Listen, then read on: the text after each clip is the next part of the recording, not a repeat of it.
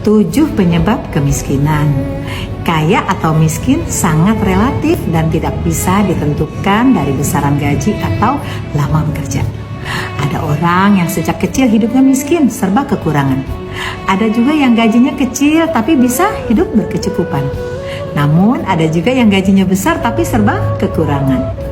Hasil penelitian mengungkapkan bahwa kemiskinan disebabkan beberapa faktor. Di antaranya 7 hal ini menjadi penyebab orang miskin.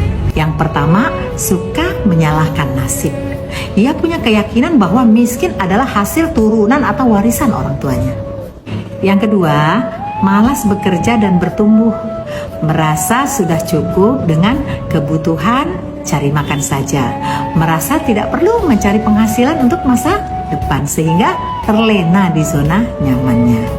Yang ketiga, gaya hidup tidak sesuai dengan pemasukan atau boros.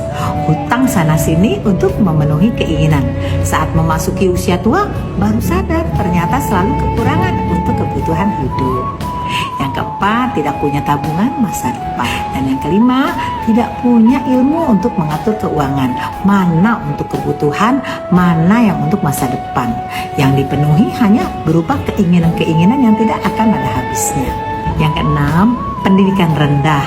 Orang yang berpendidikan rendah cenderung mendapatkan pekerjaan dan gaji lebih rendah dari yang lain. Dan juga tidak melek teknologi sehingga selalu tertinggal dari yang lain. Yang ketujuh, tidak punya rencana masa depan.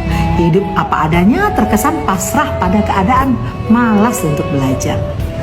Kita boleh miskin jika miskin itu adalah takdir, di mana semua usaha untuk memperbaiki hidup sudah dijalani dengan maksimal, namun hidup tetap miskin. Tapi jangan miskin karena kebodohan dan kemalasan. Malu kan sama yang cacat fisik dan punya keterbatasan tapi masih bisa berkarya. Dan jika keadaan miskin benar-benar adalah takdir, maka jangan sampai kita miskin akhlak dan miskin ilmu.